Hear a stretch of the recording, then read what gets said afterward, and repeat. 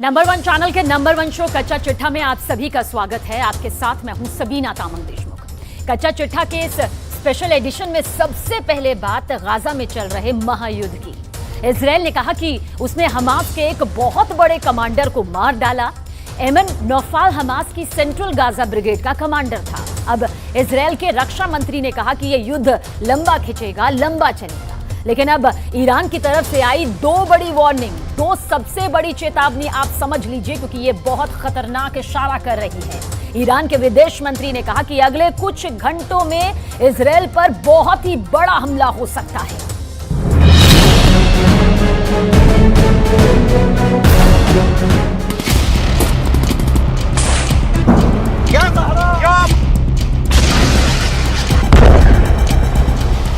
ये Lebanon Syria का border है और सामने इजराइल के टावर हैं।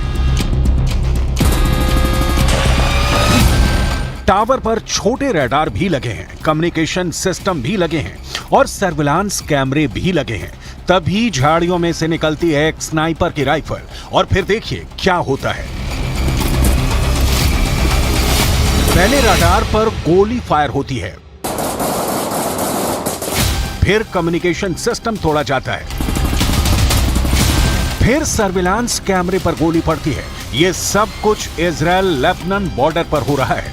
इजराइल डिफेंस का पूरा निगरानी स्ट्रक्चर हिजबुल्लाह ने उखाड़ना शुरू कर दिया है।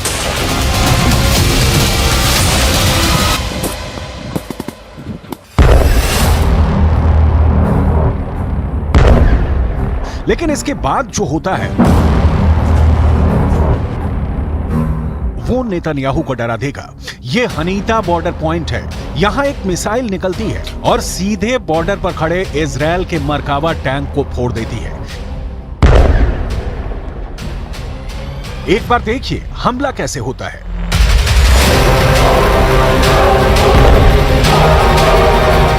धुआं छटता है तो इजराइल के बाकी टैंक भागने लगते हैं। दूसरा वीडियो दोहरा बॉर्डर पॉइंट से आया है। यहां भी इजराइल का मरकावा टैंक घूम रहा था और फिर होता है एक बड़ा हमला।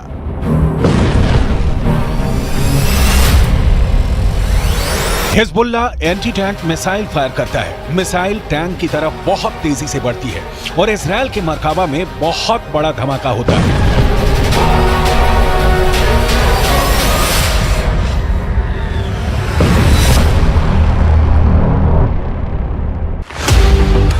लेबनान बॉर्डर पर इजराइल के टैंक पर हमलों का वीडियो बहुत डराने वाला है। इजरायली टैंक के ऐसे तबाह होने की तस्वीरें जब ईरान पहुंची तो वहां के विदेश मंत्री ने बहुत खतरनाक बयान दे दिया। हुसैन आमिर अब्दुल्लाहियां ने कहा कि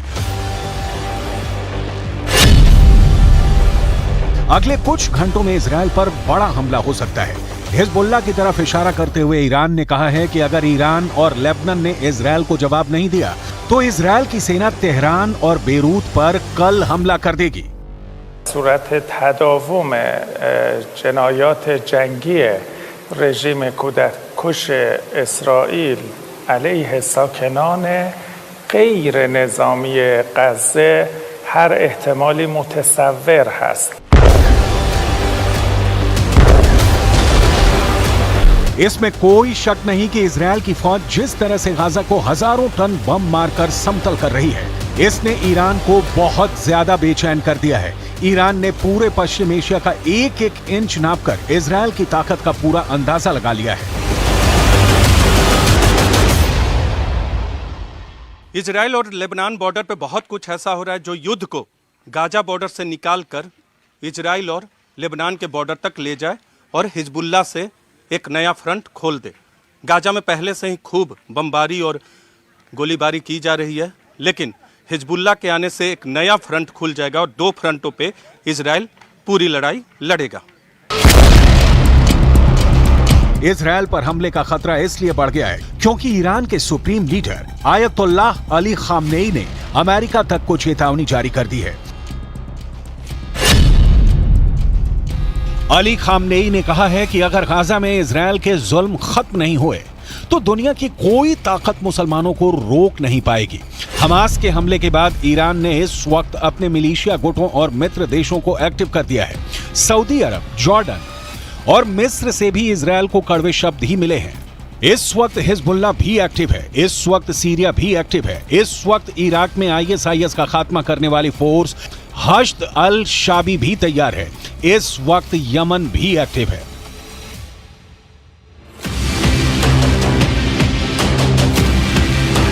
सितंबर महीने में ही यमन ने अपनी मिलिट्री परेड निकाली थी और इस परेड में ऐसी ऐसी मिसाइल और ड्रोन दिखाए जो इस इलाके में अमेरिका और उसके दोस्तों को परेशान कर सकते हैं। यमन वो देश है जिसने पिछले 8 वर्षों तक सऊदी अरब और उसके 15 साथी देशों से युद्ध लड़ा, जिस युद्ध में उसके खिलाफ अमेरिका भी रहा, ब्रिटेन भी रहा और इजरायल ने भी यमन के खिलाफ मदद की। अब वही यमन अमेरिका और इजरायल दोनों को ललकार रहा है।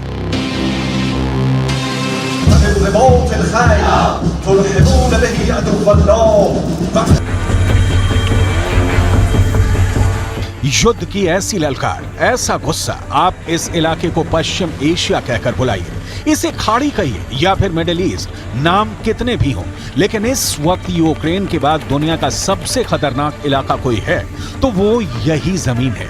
पिछले 4 दशकों से यह इलाका युद्ध देख रहा है।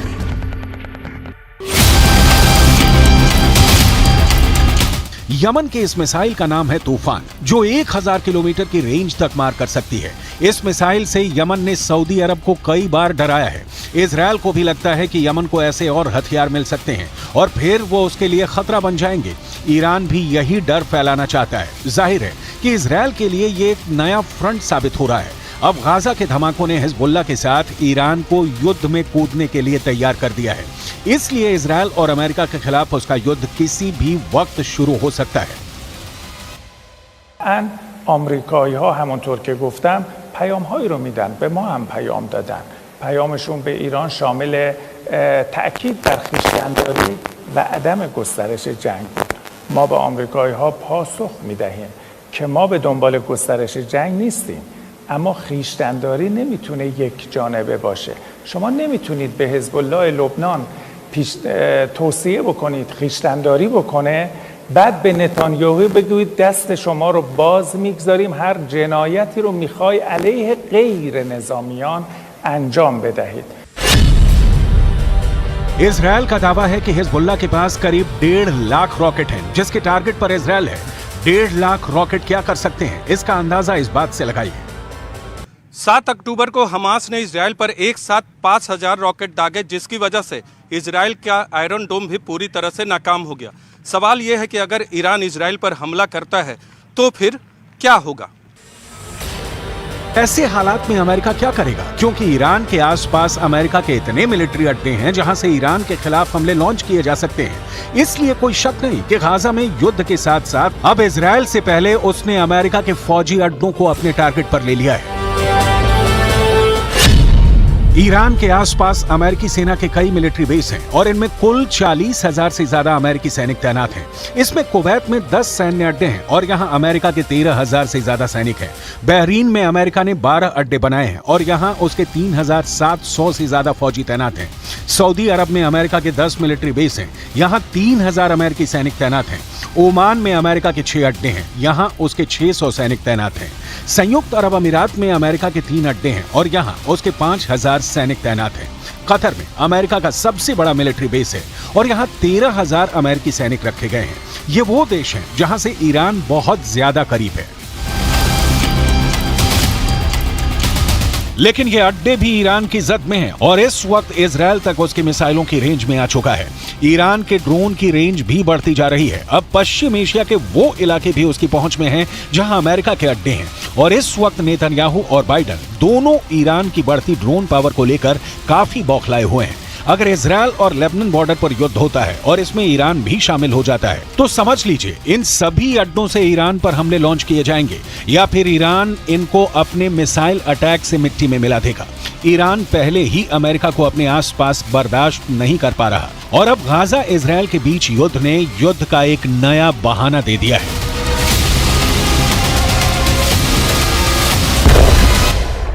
महाजंग के बीच अमेरिका के प्रेसिडेंट जो बाइडेन इजरायल पहुंच रहे हैं, लेकिन इजरायल यात्रा से पहले जो बाइडेन की ट्विटर पोस्ट इंटरनेशनल हेडलाइन बन गई। बाइडेन का कहना है कि इस्लामोफोबिया नफरत से ही जुड़ा हुआ है, यहूदी विरोधी भावना नफरत से जुड़ी हुई है। सवाल यह है कि तेल अवीव पहुंचकर बाइडेन युद्ध को क्या और भड़काने वाले हैं या फिर युद्ध विराम करवाने वाले हैं, क्योंकि बाइडेन इजरायल के बाद जॉर्डन जाने वाले हैं, जहां वो मिस्र और फिलिस्तीन के राष्ट्रपतियों से भी मुलाकात करेंगे।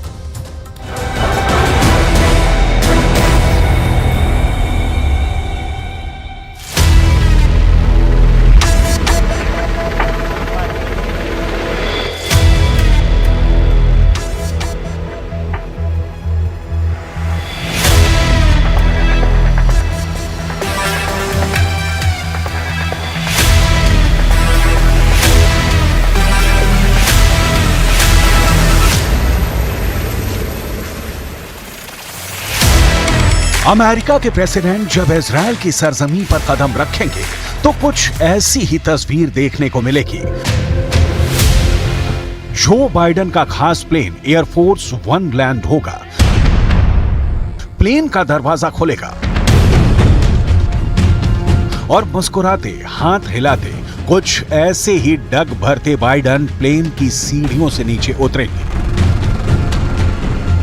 उनके साथ साथ सुरक्षा में तैनात वो स्पेशल शख्स भी रहेगा जिसके पास मौजूद बैग अमेरिका को सुपर पावर बनाता है। यह ऐसा बैग है जो अमेरिका के राष्ट्रपति को सर्वशक्तिमान बनाता है। काले रंग के लेदर के इस बैग में कयामत का कोड वर्ड बंद रहता है। साल के 12 महीने, महीने के 30 दिन और दिन के 24 घंटे ये बैग प्रेसिडेंट बाइडेन के साथ रहता है।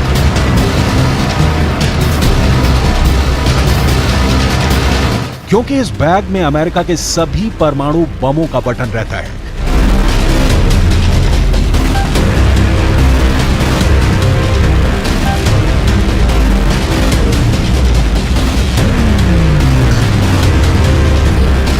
बाइडेन के साथ साए की तरह चलते इस बैग को न्यूक्लियर फुटबॉल कहा जाता है।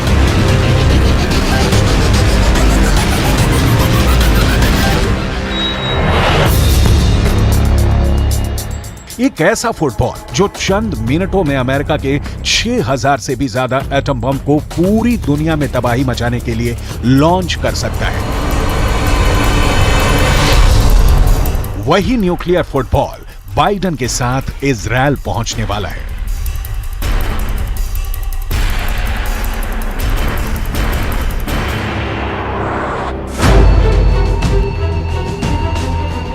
लेकिन परमाणु बम के बटन पर पहुंचने से पहले ही अमेरिका के 2 न्यूक्लियर एयरक्राफ्ट कैरियर इजरायल पहुंच गए हैं।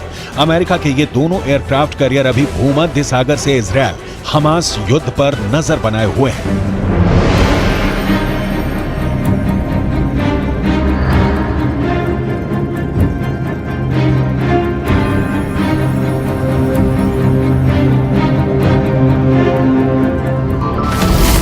अमेरिका ने जिन 2 एयरक्राफ्ट कैरियर को इजरायल की मदद के लिए भेजा है उनके नाम हैं यूएसएस जेराल्ड आर फोर्ड और USS Eisenhower. USS Gerald R Ford के साथ 12 स्ट्राइक ग्रुप होता है, वहीं यूएसएस आइजनहावर के साथ 2 स्ट्राइक ग्रुप होता है जो हमला करने में मास्टर होते हैं। इनके साथ मिसाइलों से लैस और भी कई घातक युद्धपोत भूमध्य सागर में इजरायल के पास पहुंचे हैं। इसके साथ मिसाइलों से लैस जहाजों का पूरा बेड़ा चलता है।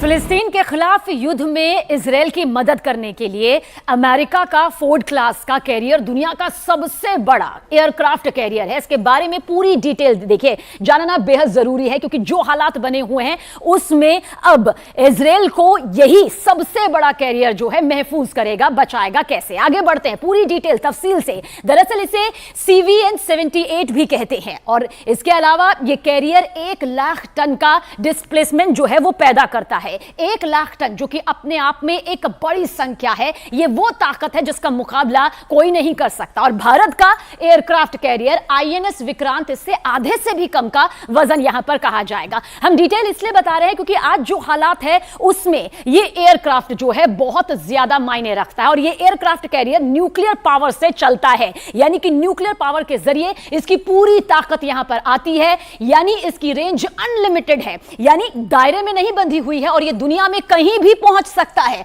अब रफ्तार भी आप जान लीजिए। दरअसल ये एयरक्राफ्ट कैरियर 56 किलोमीटर प्रति घंटे की बेहद तेज रफ्तार, वो रफ्तार जो कि समंदर में अपना आधिपत्य, अपनी ताकत जमा सकती है। ये कैरियर बहुत अच्छी रफ्तार इसकी यहां पर कही जाएगी, क्योंकि 56 किलोमीटर प्रति घंटे की रफ्तार अपने आप में बेहद तेज यहां पर हो जाती है। और इस कैरियर पर करीब 3000 नौसैनिक जो है वो तक तैनात किए जाते हैं। यानी दुश्मनों के लिए बहुत बड़ा टारगेट ये बन जाता है और बन सकता है, क्योंकि 3000 नौसैनिक का यहां पर होना अपने आप में महत्ताकत इसकी बताता है।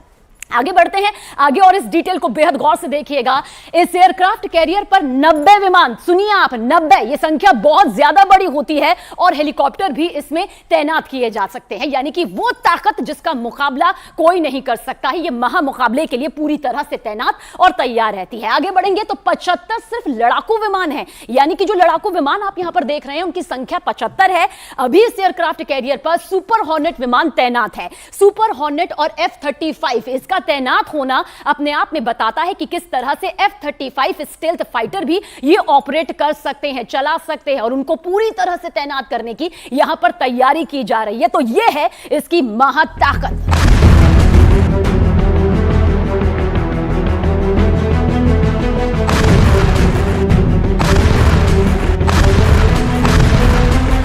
यानी युद्ध की इस घड़ी में एक तरफ अमेरिका के न्यूक्लियर एयरक्राफ्ट कैरियर की तैनाती और दूसरी ओर खुद बाइडेन का पहुंचना बहुत बड़ा इशारा कर रहा है। बाइडेन के इस वॉर टाइम दौरे को काफी अहम माना जा रहा है। युद्ध में इजरायल को अमेरिका का पूरा समर्थन है। अमेरिकी राष्ट्रपति बाइडेन के इजरायल में लैंड होने से पहले एक बड़ी खबर सामने आ रही है। खबर यह है कि अमेरिका इजरायल में अपने सैनिकों को भेजेगा और इनकी संख्या 2000 के करीब होगी, और इनके नाम भी फाइनल होने की खबर है। वॉल स्ट्रीट जर्नल की रिपोर्ट के मुताबिक ये सैनिक युद्ध नहीं लड़ेंगे इजरायल में, बल्कि इजरायल की सेना को सपोर्ट और सुझाव देने का काम करेंगे। अमेरिकी सैनिकों के इजरायल पहुंचने से पहले तेल अवीव पहुंचकर बाइडेन इजरायल के प्रधानमंत्री बेंजामिन नेतन्याहू से मिलेंगे, इजरायल की सुरक्षा का भरोसा देंगे और हमास के खिलाफ छिड़े युद्ध की जानकारी लेंगे। लेकिन बाइडेन का यह दौरा उनकी सुरक्षा एजेंसियों के लिए चुनौतियों से भरा हुआ है। वजह हमास की तरफ से इजरायल में हो रहे रॉकेट हमले।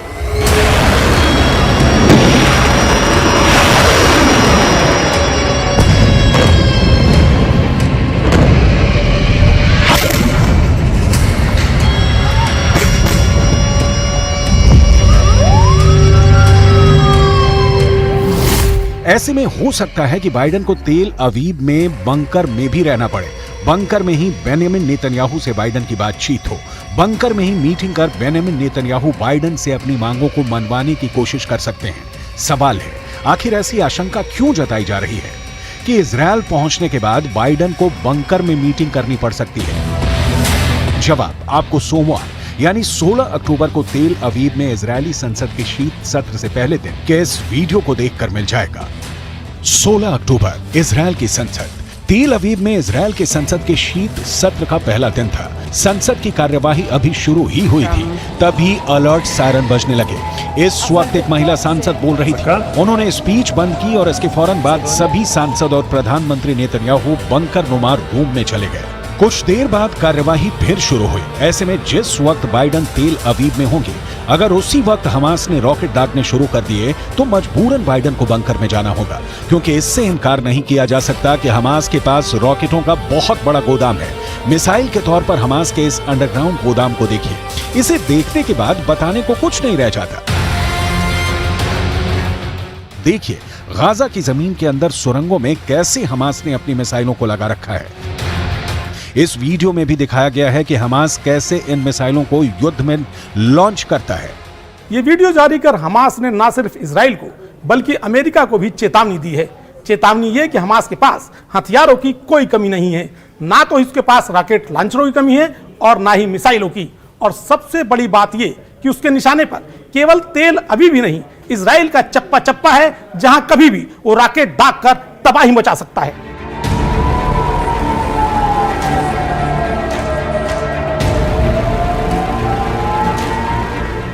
इजरायल को भी हमास के हथियारों के बारे में जानकारी है। इजरायल की फौज हमास के खिलाफ जमीनी कार्रवाई की तैयारी पूरी कर चुकी है। गाजा में घुसकर हमास के सर्वनाश का ब्लूप्रिंट तैयार कर चुकी है। सिर्फ उसे सरकार से हरी झंडी का इंतजार है। इजरायल चाहता है कि अमेरिका हमास के खिलाफ ऑपरेशन में उसकी मदद करे। बेंजामिन नेतन्याहू ने अमेरिका से $10 बिलियन की मिलिट्री मदद मांगी है। इसके लिए नेतन्याहू बाइडेन को मनाने की पूरी कोशिश करेंगे। इसके साथ ही नेतन्याहू गाजा में जमीनी कार्रवाई के लिए समर्थन की मांग करेंगे।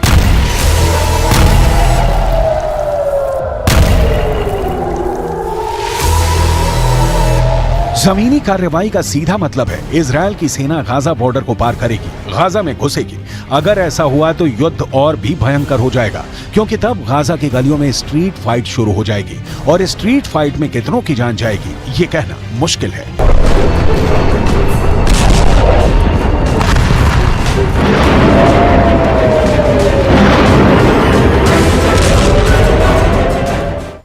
गाजा की हालत यह है कि अब लोग समंदर का खारा पानी पी रहे हैं। अस्पतालों में जनरेटर का ईंधन भी खत्म हो गया है। 24 घंटे में एक आदमी के पास खाने के लिए औसतन आधी रोटी महज बाकी है।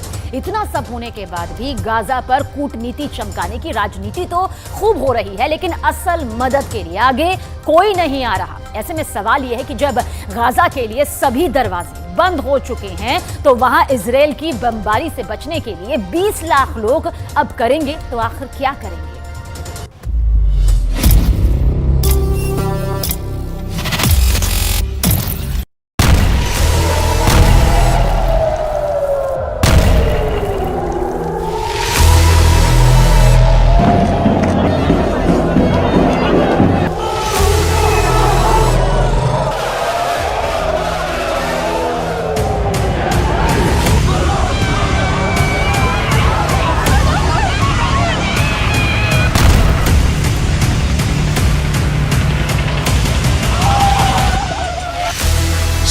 अक्टूबर को हमास ने जो किया उसका असर अमेरिका के अंदर भी नजर आ रहा है।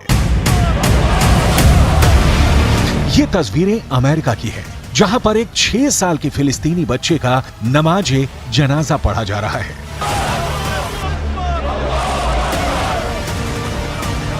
ये 6 साल का बच्चा एक अमेरिकी नागरिक के यहां किराए पर अपनी मां के साथ रह रहा था, लेकिन इस बच्चे को उसी के 71 साल के बुजुर्ग ने चाकू से 26 वार करके मार डाला।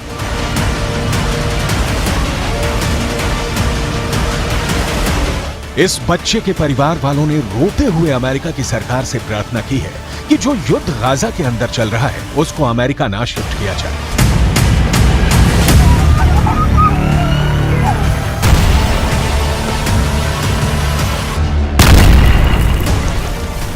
I just want to tell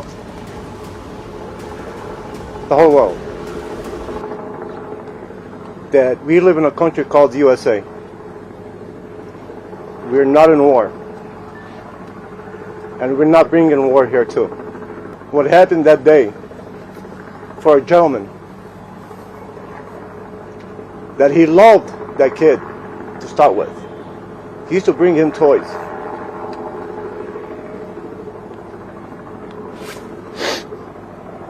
Now I want to ask anybody here, a 71-year-old man sitting on top of a 6-year-old kid, stabbing him more than 26 times, and he was looking in his eyes. You tell me, is that exaggeration? You tell me what type of man he can do that. Hamas के हमले और फिर Israel के क्रूर बदले ने पूरी दुनिया को हिलाकर रख दिया है। फ्रांस के अंदर एक टीचर और उसकी 2 बच्चों की मौत एक 20 साल के चेचन मूल के शख्स ने कर डाली है। और चीन के अंदर भी इजरायल के एक डिप्लोमेट पर हमला हुआ है। इजिप्ट में भी 2 यहूदियों के आतंकी हमले में हत्या हुई है। हमास के नफरती तूफान ने पूरी दुनिया को धर्म युद्ध में झोंक दिया है और सबसे बुरा हाल गाजा का हो गया है।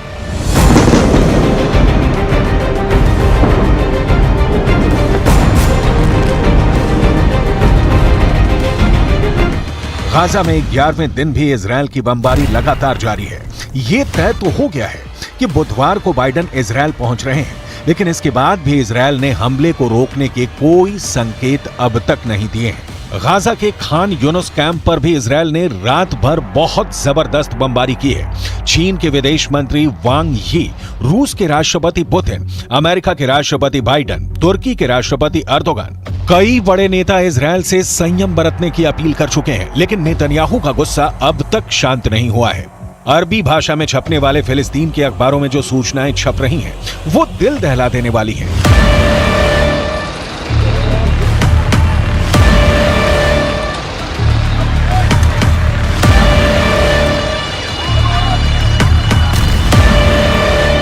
फिलिस्तीन न्यूज नाम की एक न्यूज वेबसाइट ने दावा किया है कि अब तक गाजा पट्टी के अंदर 7,000 इमारतें टूट चुकी हैं और 10,000 से ज्यादा फ्लैट्स बर्बाद हो चुके हैं। गाजा के लोगों का हाल क्या है, आगे आप उनके बयान भी देखेंगे, लेकिन सबसे पहले बात होगी उस भूख की जिससे गाजा के लोग परेशान हैं।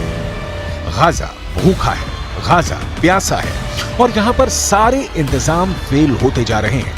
फिलिस्तीन न्यूज के मुताबिक इस वक्त गाजा के अंदर एक व्यक्ति को खाने के लिए 24 घंटे में सिर्फ आधी रोटी मिल रही है। इसके अलावा साथ में मांस का एक डिब्बा दिया जा रहा है। एक मांस का डिब्बा 10 लोगों के लिए है।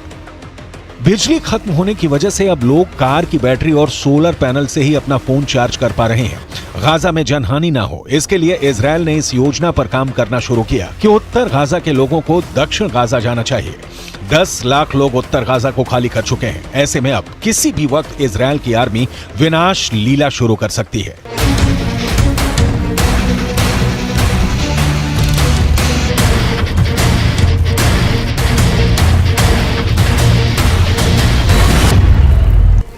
सबसे ज्यादा दुर्भाग्यपूर्ण स्थिति यह है कि संयुक्त राष्ट्र का कार्यक्रम भी लोगों को राहत पहुंचाने में पूरी तरह से फेल साबित हो रहा है। दरअसल इजरायल की चेतावनी के बाद यूएन की कुछ टीमें पहले ही उत्तर गाजा छोड़कर दक्षिण गाजा जा चुकी हैं और उत्तर गाजा में अब भी बचे हुए लोगों की मुसीबतें और ज्यादा बढ़ चुकी हैं।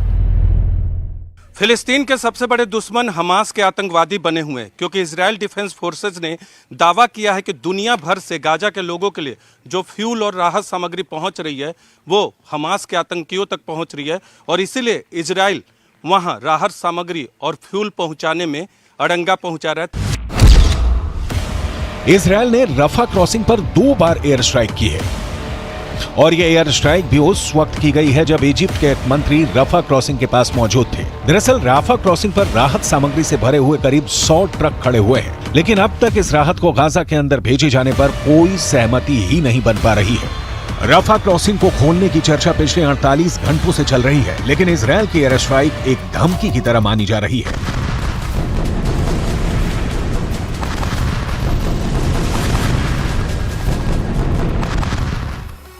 फिलिस्तीन न्यूज वेबसाइट ने यह समाचार छापा है कि गाजा के अंदर कई ऐसे मुस्लिम परिवार हैं जो कि दक्षिण गाजा नहीं जा रहे हैं और उत्तर गाजा पट्टी में ही मौत का सामना करने के लिए तैयार हैं। खान यूनुस के एक ऐसे ही परिवार को बमबारी झेलनी पड़ी है। इस परिवार के कई लोगों की मौत हो गई है। नमाज़े जनाजा पढ़ने के बाद इस हमले में मारे गए बच्चों को भी आखिरी अलविदा कह दिया गया।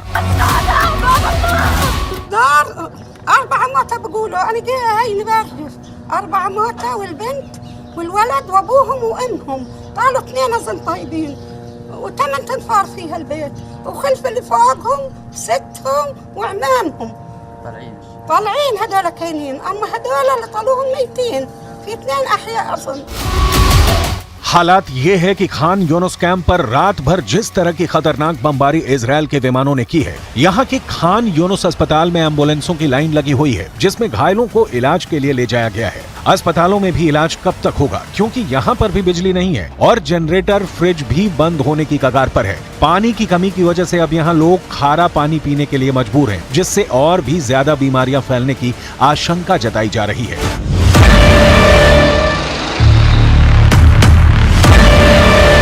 अब सबसे बड़ा सवाल यह है कि आखिर ये सब क्यों हो रहा है? आखिर इस तबाही का जिम्मेदार कौन है? इजरायल पहले ही कह चुका है कि 7 अक्टूबर को हमास ने जो आतंकवादी हमला किया है उसके बाद से युद्ध शुरू हो चुका है और अब अगर कोई लाश गाजा में गिरती है या फिर इजरायल में गिरती है तो उसके लिए हमास ही जिम्मेदार माना जाएगा। इजरायल के एक आतंकवाद पीड़ित परिवार ने प्रेस कॉन्फ्रेंस करके बंधक बनाए गए लोगों को छोड़ने की मार्मिक अपील भी की है।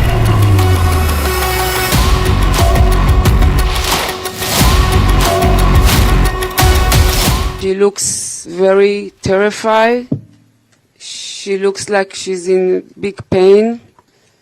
I can see that she's saying what they tell her to say, but I can see that she's stable. I can see she needs medical care. I don't know if she's dead or alive until yesterday. All I knew is that she's might be kidnapped. I'm begging the world to bring my baby back home. She only went to a party, to a festival party, to have some fun. And now she's in Gaza. कुल मिलाकर Hamas ने दुनिया को एक ऐसे कत्लो गारत में झोंक दिया है जिससे बाहर निकलने का कोई रास्ता फिलहाल नजर नहीं आ रहा है। गाजा की तरफ से जब इजराइल पर हमले होते हैं, वो भी बेहद खतरनाक। हमास इजराइल पर जब रॉकेट फायर करता है तो वहां के लोग आखिर क्या करते हैं? सड़क चौराहों पर उनके लिए जान बचाने के लिए क्या क्या जरिए होते हैं, ये इजराइल से बता रहे हैं हमारे सहयोगी नीरज कुमार। हमास गाजा की तरफ से लगातार इजराइल के दक्षिणी शहरों पर एक के बाद हजारों की संख्या में हमले कर रहा है मिसाइल से, तो सवाल उठता है कि लोग अपने आप को बचाते कैसे हैं। इस वक्त हम लोग जेरोस शहर में, जो कि सुनसान पड़ा है, शहर में कोई नहीं है इक्का दुक्का लोगों को छोड़ के, लेकिन इस वक्त हम लोग एक बस स्टैंड पे हैं और बस स्टैंड के बगल में हम वो स्ट्रक्चर आपको दिखाते हैं जो हमास के मिसाइलों से लोगों को बचाता है, इजराइल के दक्षिणी शहर के लोगों को बचाता है। ये बंकर है, ये बाहर में बंकर में होता है। ज्यादातर सार्वजनिक स्थलों के बगल में यहाँ बस स्टैंड है, लोग बस पकड़ने के लिए खड़े रहते हैं, इसलिए ये बंकर यहाँ बनाया गया। जब भी मिसाइल अलर्ट आता है लोग भागकर इसी बंकर में आ जाते हैं। ये बंकर कंक्रीट का होता है, कंक्रीट का, और मिसाइल जो हमास की तरफ से छोड़ा जाता है उसका असर इस पर नहीं होगा। इधर देख सकते हैं, यहाँ कम से कम 15 से 20 लोग इसमें एक साथ रह सकते, क्योंकि कम आबादी वाले शहर है तो बहुत ज्यादा लोग सड़कों पे नहीं होते एक वक्त में। ज्यादातर सार्वजनिक स्थलों के बीच में इस तरह का स्ट्रक्चर बना होता है। ये कंक्रीट का है, ये कंक्रीट का बना हुआ है, और ये बीच में एक दीवार होती है ताकि स्प्लिंटर, जब मिसाइल फटे, रॉकेट फटे तो स्प्लिंटर इसके बाद इधर ना आवे। इसके अलावा करम आप अंदर रहिए, इसके अलावा ये एक गेट भी बना होता है, लोहे का गेट होता है, बंद कर देते हैं लोग। बंद कर देने से कोई भी स्प्लिंटर अंदर नहीं आ पाता। तो इस तरह के बंकर ऊपर में बने होते हैं। आमतौर पे बंकर जमीन के अंदर बने होते हैं, लेकिन इस तरह के बंकर सार्वजनिक स्थलों पे ऊपर बने होते हैं। और जो घर होते हैं, घरों में अंडरग्राउंड बंकर बने होते हैं कि अगर मिसाइल गिरे तो लोग अंदर जाकर छुप जाए। तो इस तरह के बंकर और सेफ जोन, इसे सेफ जोन कहा जाता है। हम भी कई बार रिपोर्टिंग के दौरान जब मिसाइल अलर्ट हुआ है तो इन्हीं बंकरों में जाकर अपने आप को सुरक्षित किया है और अपनी जान बचाई है। तो